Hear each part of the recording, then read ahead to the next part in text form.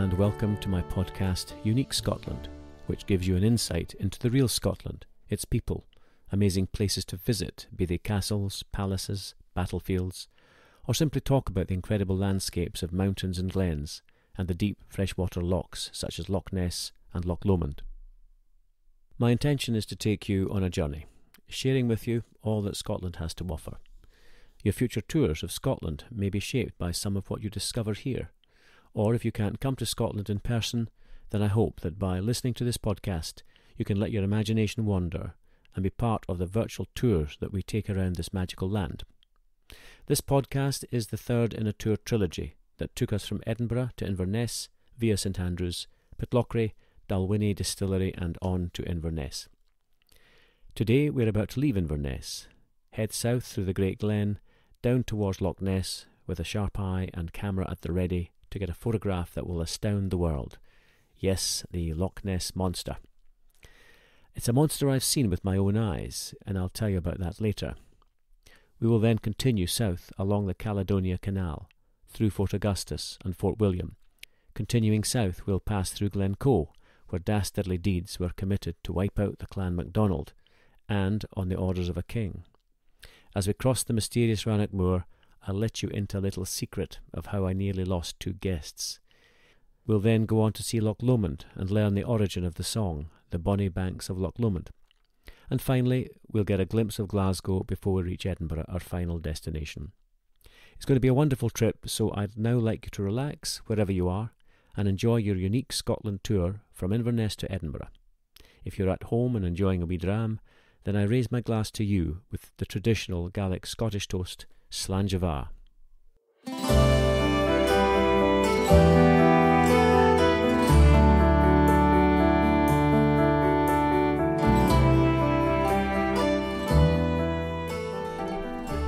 Well, it's 9 a.m. and we're on the road on our return to Edinburgh.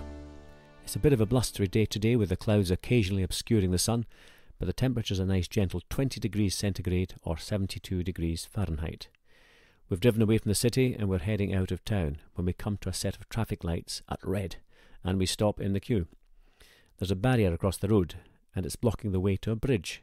In fact, it's a swing bridge which is part of the Caledonia Canal complex that I mentioned on our way up to Inverness.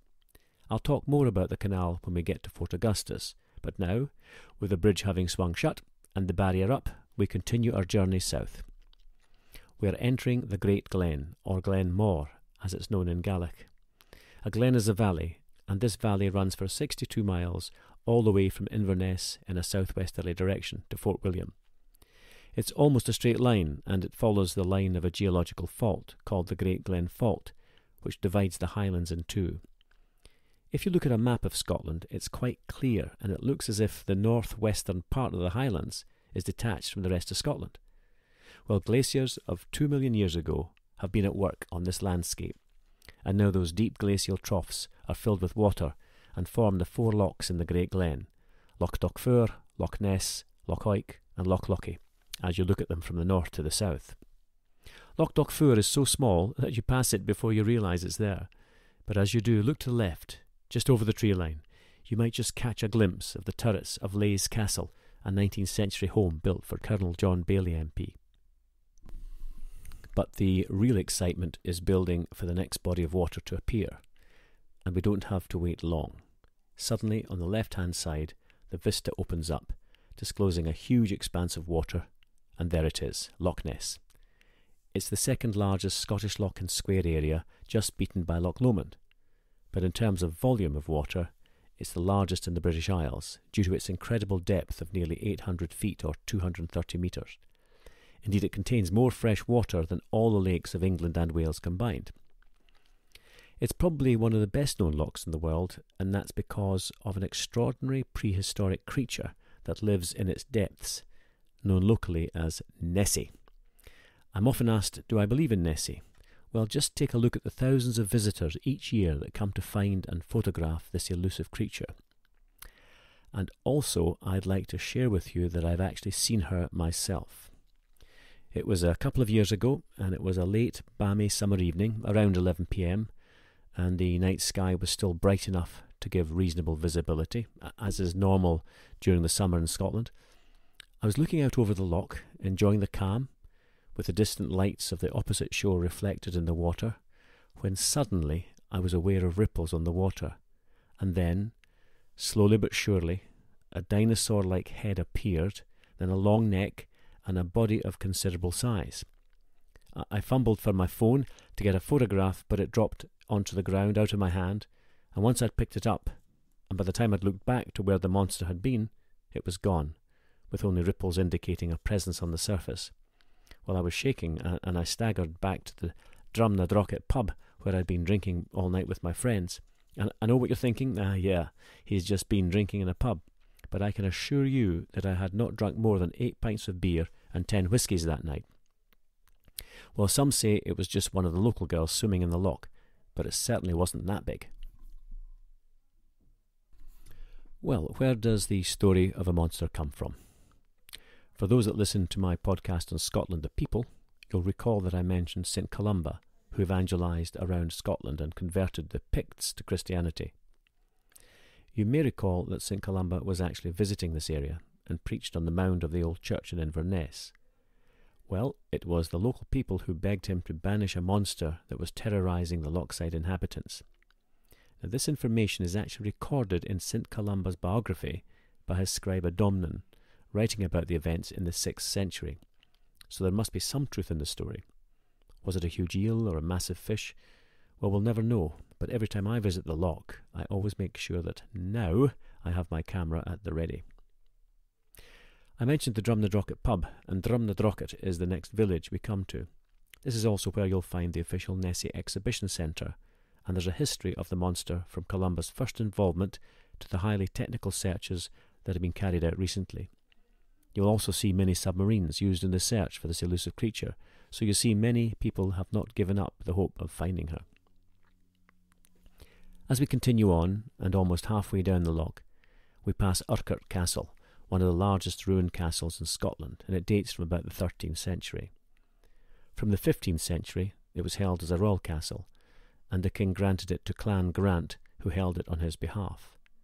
However, in 1692, in the face of Jacobite attacks, the chief of the Clan Grant abandoned the castle, blowing it up before he departed, and the ruins have stood since then. We then pass through Inverness, and there's a road junction here that, if you turned right, you'd be taking the road to the Isle of Skye, known also as the Misty Isle. It's probably one of the best-known islands of Scotland, with its craggy mountains and amazing scenery. Lots to tell about Skye, but I'll be covering the islands, and Skye in particular, in later podcasts on tours of the islands. You can have a look at my website for the programme if that is something that really interests you.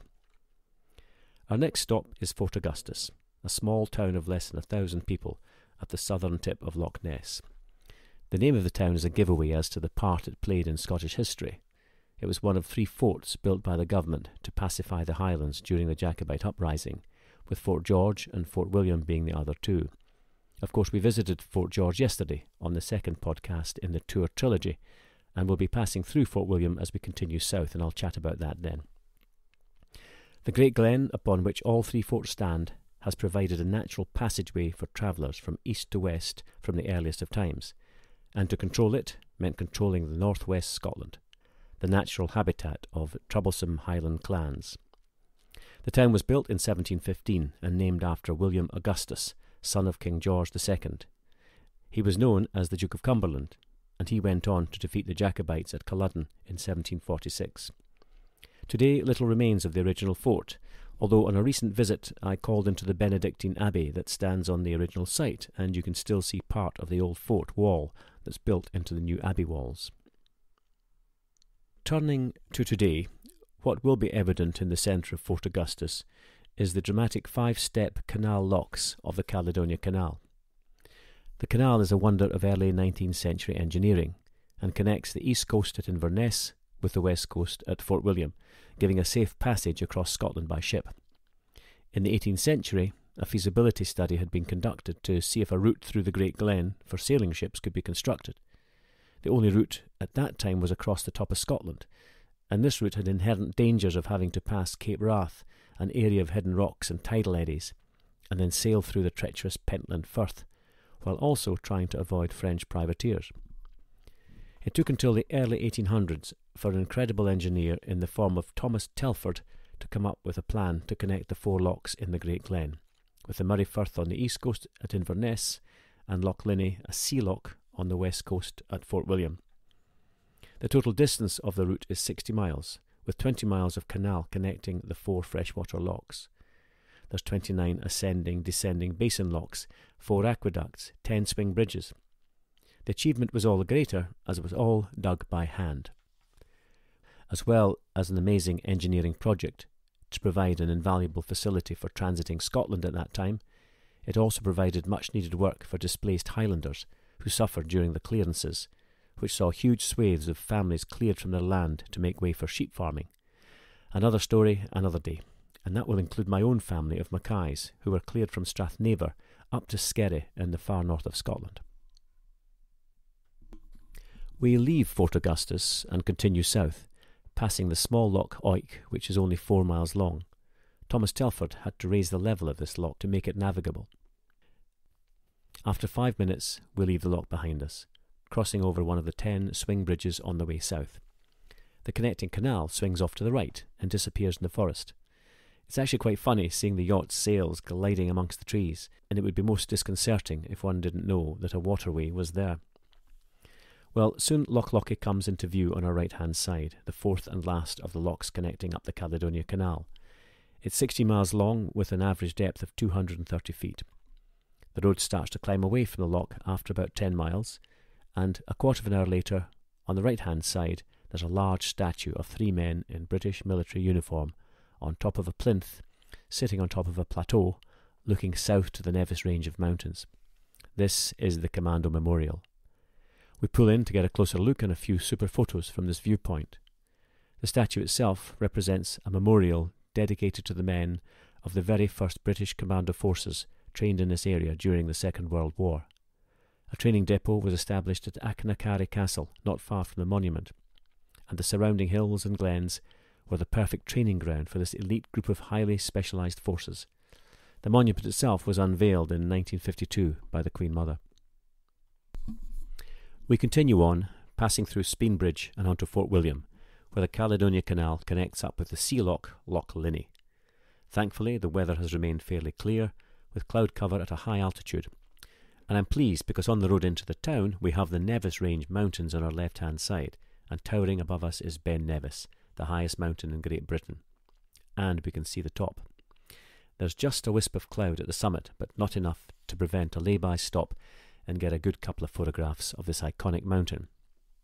We also pass the entry to the mountain ski resort and forest trails, and sometimes it's fun just to take the cable car up the mountainside to the cafe at the top and get a clear view of Fort William down below. And if you're up for it, there's also some great walks from the cafe along the mountainside. Well, as we head into Fort William, we drive by the substantial ruins of Inverloch Castle, built in the 13th century by the Cummin clan, well known for being sworn enemies of Robert the Bruce. Not surprising, because Bruce had murdered his main rival for the Scottish crown, John Cummin III, in a church in Ayr, and bitterness was never far away between the two factions. It was Bruce who was eventually victorious and took the crown of Scotland. The town of Fort William has a population of about 10,000. Today it's a major tourist destination, with the ski resorts nearby and mountain activities of all sorts. It also has a rail station that runs to Mallaig, the fishing village and ferry port that serves the south of the Isle of Skye. The steam train, the Jacobite Express, also runs from here, and it's extremely popular because of its appearance in the Harry Potter films. The views from the train on the way to Mallaig are spectacular and well worth the trip, as long as you can put up with numerous children running around dressed as Harry Potter. Well, as it happens, Fort William train station is built on the site of the old fort, and only some remnants of the original wall remain outside the station just down by the loch. The fort was built on the orders of William of Orange in 1698 to counter the threat of the Jacobites, who tried unsuccessfully to take it in 1745. In the centre of the town is the West Highland Museum, and many artefacts from the Jacobite era, and also the Outlander era, can be found here. For those Braveheart fans, it's also worth mentioning that some of the filming was done in this area, especially around the Nevis mountain passes. Heading south out of Fort William, we have Loch Linney on our right, the loch that runs for 30 miles all the way down to the sea. On our left are some lovely Georgian houses, and nearly every one is a hotel or B&B, which gives an indication of the main source of income in this town, tourism. We're halfway to our destination in Edinburgh, and will soon arrive at the Ballachulish Bridge, taking us over Loch Lomond before heading up into the mountain passes of Glencoe. And at this point I'd like to quote Scottish Natural Heritage description of the glen. Soaring dramatic splendour of Glencoe, and the suddenness of the transition between high mountain pass and lightly wooded strath makes it one of the classic Highland journeys. And to my mind, even that doesn't really do it justice. And the village of Glencoe is at the foot of the glen as we enter it, and the whole area is regarded as home of mountaineering, popular with climbers and hill walkers. And down on our right-hand side the valley deepens as we climb into the mountain pass, with the three sister mountains towering over us. I stop in a lay-by at the top, and it's here that the mood changes as I recall the sorrowful history of this glen. Glencoe is a name that has evoked strong emotions over the last 300 years, for an appalling premeditated attack by the Campbell clan government soldiers on the unsuspecting inhabitants of Glencoe village. It was murder, pure and simple, and has reverberated down the years, adversely affecting the psyche of Highlanders, who probably remain distrustful of central authority even to this day. Let's just take a moment to reflect on the glen's beauty before we recall the events leading up to this dreadful action and the destruction of a whole community.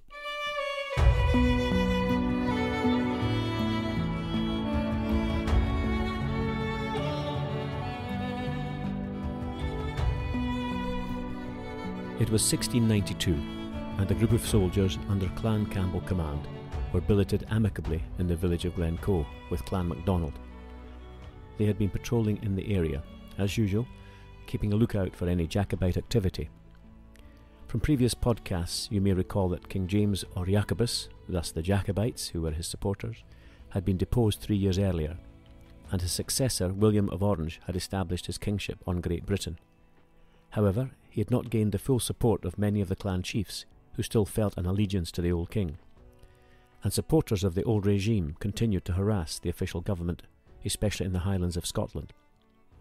To try to overcome this, the government offered an indemnity to all clan chiefs, who had to take an oath of allegiance before the 1st of January 1692. The clan chief Alexander MacDonald of Glencoe went to sign the oath, but was 6 days late in doing so, but for a very good reason. Probably to set an example, Sir John Dalrymple, the King's Secretary of State for Scotland, issued an order under the King's signature of military reprisals in the form of fire and sword, or in simple terms, execution of all persons. The troops staying with the MacDonalds at the time were being given shelter, food, and even the beds of some of the Highlanders, when the secret orders of execution were received. The soldiers were briefed, and that night, when all was quiet, the order was given to carry out the dastardly deed of slaying every man, woman and child, the very people who had been sheltering the troops in their own homes. The first to die was the chief and his wife. The screams that went up alerted most of the clan, who fled into the mountains, but around 40 MacDonalds were slain, including women and children.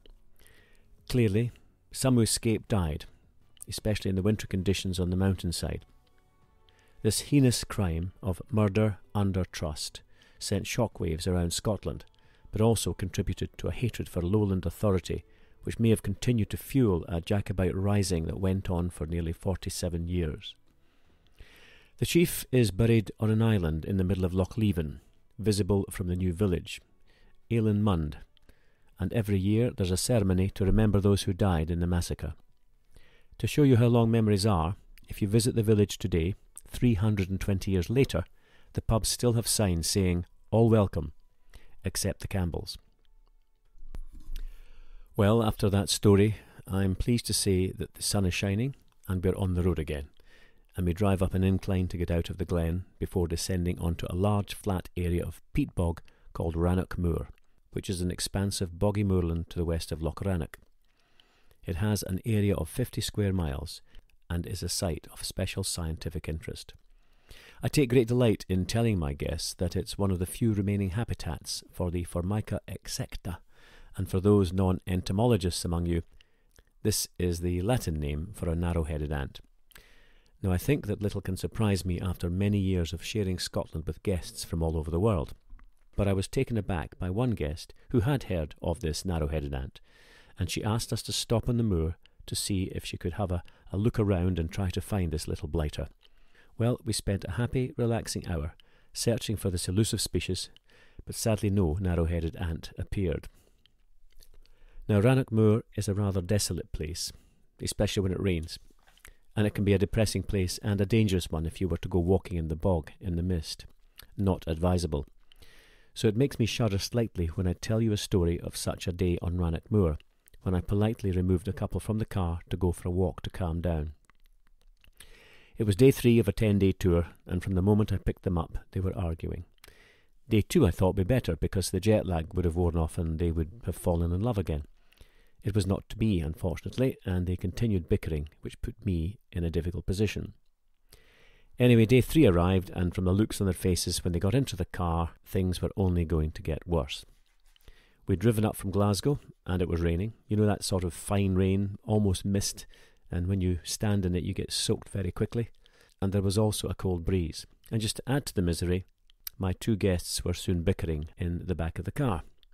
Well, this turned to loud argument, which turned to World War III, and it wasn't just the shouting at each other, it was what they were shouting that made it rather embarrassing for me, with personal bedroom details that I really did not need to know about. I'm not sure what tipped me over the edge, but I'd had enough and slammed on the brakes, something I normally never do with guests in the car, unless of course there's a real and present danger. Well, I got out the car, opened up the rear doors and said, "Look, you two, you are giving me some great material for my first book, but if this continues, I think this is going to get a bit messy." Anyway, I suggested that they both go for a walk to calm down, and with that, I provided 2 umbrellas and said goodbye as they disappeared in the mist. I got back into the car and took a few deep breaths. Well, I waited 15 minutes, then 30, then 45, and when it got to an hour and they had not returned, I started to panic slightly. I got out of the car, took an umbrella and walked in the direction they'd set off, imagining all the time the headlines in the following day's newspapers of how a Scottish tourist guide had lost 2 tourists on Rannoch Moor, or worse. Well, I'm delighted to say that within 5 minutes their outlines in the mist came into view, and they were walking towards me. The relief was incredible, and I thanked my lucky stars that they were safe. Even better, I noticed they were sharing one umbrella, and were holding hands as they approached. Well, no more needs to be said other than the rest of the tour went swimmingly, but I'd like to confirm that I certainly have no thoughts of becoming a marriage guidance counsellor. Well, as we make our way across Rannoch Moor towards the south, there are a couple of things to point out. Firstly, there's a small road leading off to the right, down Glen Etive, and if you saw the film Skyfall, where Daniel Craig plays opposite Judi Dench as M, and they escape the baddies in London by driving to Bond's childhood home in the Highlands, well, you might just recognise the landscape, because just along the road into Glen Etive is the scene where they get out of the car to view the glen ahead of them. And as we go on, we'll see on the right-hand side the Glencoe ski centre. And although there won't be much skiing in July or August, it's still busy with mountain bikers who take advantage of the new mountain tracks especially built for them. Well, we continue on and pass through the towns of Tyndrum and Crianlarich, and after a further 10 miles we see a body of water opening up on our left-hand side. It's Loch Lomond, with Ben Lomond towering above. As I mentioned earlier, this loch is the largest by square area in Scotland, and after Loch Ness is the best known throughout the world. It's probably best known for the Loch Lomond song, Bonnie, Bonnie Banks of Loch Lomond. What I'd like to do is to share with you one of the origins of that song. It's a story about 2 brothers who were Jacobites, captured at Carlisle, heading back to Scotland, having supported Bonnie Prince Charlie on his sortie to the south. Well, that night in the cell, the warder came in to say to the young men that one of them would die in the morning by hanging, and the other would be sent home to give a warning to other Scots not to carry out treasonous acts. The eldest brother said that he would die as the younger brother had a full life ahead of him, whereas the younger brother argued that his elder was head of the family and would be required back home. Well, in the morning the younger brother awoke to find his elder brother gone, and a note left where he had slept. The note said, "For I'll take the high road, and you'll take the low road, and I'll be in Scotland afore you. But me and my true love will never meet again on the bonny, bonny banks of Loch Lomond. Oh, you'll take the high road and I'll take the low, and I'll be in Scotland afore ye. And what you've got to understand is in those days, Scots truly believed that when they died, their spirits would return to Scotland, regardless of where their bodies lay. What the elder brother was saying was that although he would be dead, he would be back in Scotland on a higher plane before his younger brother, who would have to walk the low road. Albeit his spirit would return to Scotland, he would never again be able to meet his true love on the bonny, bonny banks of the loch. The beautiful clear blue waters of the loch reflect the sun's rays as we drive down with the loch on our left-hand side. Loch Lomond's part of the Trossachs National Park. It's about 23 miles long, and although it's only a few hundred metres wide at the top, it's almost 5 miles wide at the bottom. And whereas Loch Ness has only one island, Loch Lomond has about 60, 3 of which are inhabited. The island of Inchmurrin has a small hotel, and I had the pleasure of attending a friend's wedding there some years ago.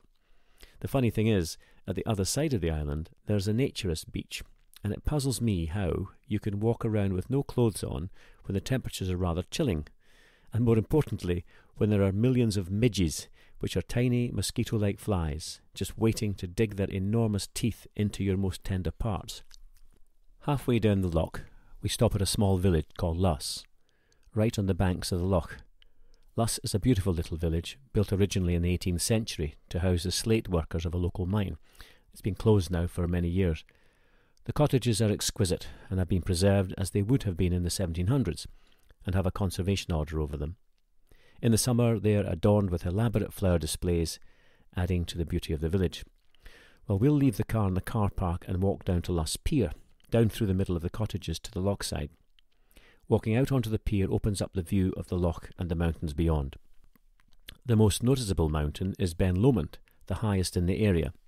I've climbed it a few times on a good day, and it's a great place for a wee picnic with some friends. As it happens, Luss Pier is the first location of filming my very first video podcast, so if you search for it online, you will see exactly where we are and be able to take in the beauty of this amazing loch. In that video podcast, I'll also be talking about the local clan, the Cahoons, who owned most of the surrounding area, and I'll also tell you about one of the many clan battles in Scotland between the Cahoons and the MacGregors, which took place locally in Glenfruin, and its bloody aftermath. The seat of the Cahoon clan is Rossdew House, just north of Luss. It's now an exclusive private golf club and has hosted some prestigious tournaments. I mentioned that 3 of the islands are inhabited. Well, there is a 4th, and that's called Inchconnecan, but that's inhabited by red-necked wallabies, introduced by Lady Cahoon in the 1940s. Why, I'm not sure, but you can visit the island today if you have your own boat. It doesn't happen too often, but wallabies have been known to swim ashore, and visiting tourists have got the fright of their lives seeing these dexterous Australian animals bounding up the road. After Luss, we head south once more and pass through the town of Dumbarton. You may recall that the Gaelic word dun or dum means fort or castle. Well, the Barton part is a derivation of Britain, so Dumbarton means the fort of the Britons. And the old fort stood high and proud on Dumbarton Rock, which was a volcanic plug some 250 feet up. It was the stronghold of the northern Britons in the 7th century, until the Vikings arrived and destroyed it. But its recent history is more interesting, and the castle is known for 2 hugely important events in Scottish history. The first is that in the 13th century, it was the castle where William Wallace was imprisoned before being sent to London to be hung, drawn and quartered. In the 16th century, it was used as a refuge for Mary Queen of Scots, who was then only a 6-year-old child before she was sent off to France for her own safety. Henry VIII of England had tried to abduct her, but I'll tell you all about that saga in future podcasts on Mary Queen of Scots. Well, we leave Dumbarton and soon cross the Erskine Bridge, which spans the River Clyde, which is the main river running through the centre of Glasgow. Its source is in the hills to the south, and it comes out into the Firth of Clyde that connects to the Atlantic Ocean. The river used to be the lifeblood of Glasgow. It was an important river for shipbuilding and also trade with the British Empire.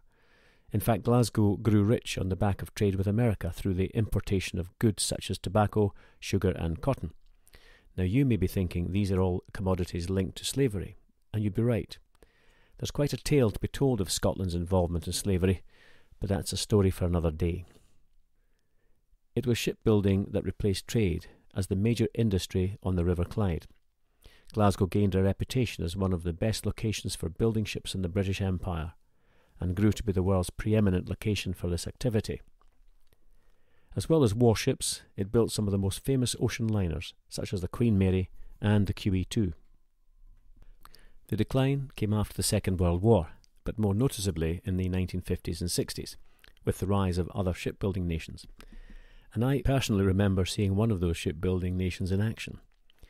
I was a young sailor visiting Nagasaki in Japan in 1970, and opposite the harbour is a large hill, Mount Kompira, which I climbed with some of my shipmates for a better view over the city. And what struck me, and it really does stick in my mind even today, was watching a tug towing a huge section of what was to become a supertanker down the Urakami River. It was like nothing I'd ever seen before, and I only realised its significance much later. The Clyde, on the other hand, was still using rivets, and the imposition of restrictive working practices made the beautifully built ships uneconomical.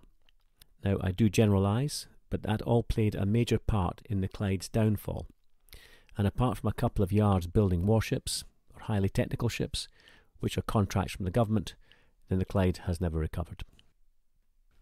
We're approaching Glasgow, and you will notice the considerable difference between Glasgow and Edinburgh in the landscape and the buildings. Edinburgh is an old medieval town whose beginnings revolve around a volcanic crag with a massive fortification built on top. Glasgow appears more modern, with a myriad of towering office blocks and new-build dwelling apartments. The oldest building in Glasgow, apart from the cathedral and its surrounds, are the 19th century red sandstone dwelling houses or apartments. Some of the old mansions built by the rich trade barons in the 1800s are still there, squeezed in between the new modern buildings. Some of these have been turned into banks or art galleries, such was their size and splendour. Glasgow prides itself as a city on the move, rebuilding itself, moving away from the reputation of a working-class city with slum dwellings of the 18th and 19th centuries, and is succeeding with trendy bars, excellent restaurants, and a lively nightclub scene to cater for a large university student population. I will talk about Glasgow in much more detail in my podcasts on Scotland's main cities, but I have to mention one of the oldest buildings in Glasgow, and that is the cathedral, whose foundations date back to the 12th century, in honour of St Kentigern, or St Mungo as he's known locally. The cathedral survived the Reformation relatively intact, apart from religious statues inside and out that were considered idolatrous by the reformers. There used to be a castle close by, and the outline of some of the foundations can still be seen, but a hospital now stands on the main site of this old fortification. The cathedral is still in use today and is a wonderful example of Gothic architecture, and we'll visit it in more detail later. Well, from Glasgow we've come as far south as necessary, and we turn east towards Edinburgh. It's only 40 miles away, and it's time to relax and start to reflect on our short trip around Scotland before we return to the capital city. It's relatively open countryside between the two cities, and to break up the monotony of the route, the authorities have placed sculptures every 10 miles or so along the road. There's a beautiful Clydesdale horse, for example, a 30-foot monument called Woman, Man, Sun, Moon. One that tickles me, though, is a giant horn sticking out from some trees, and if you were to get out of the car, which I don't recommend on a busy motorway, and stand next to the horn, you can hear some sounds coming from it. It's said that it was built to talk to the cars as they pass, from one inanimate object to another. Well, the city is coming into view, and as ever, the castle can be seen on the horizon, a wonderful sight. We're at the end of our journey to Inverness, with so many sights on our way north, all covered in this Tour Trilogy. I do hope you've enjoyed the journey, and this is just a taster of what's to come with many more tours around Scotland. Well, future podcasts will cover every aspect of Scotland, from myths, legends, customs to tartans, the kilt, whiskies, clans and their battles. And I'd be delighted to do a podcast for you, personally. If there's any subject you would particularly like to hear about, just get in touch. Well, I've certainly enjoyed having you with me, and I look forward to you joining me on my next adventure. But until then, Slán Java.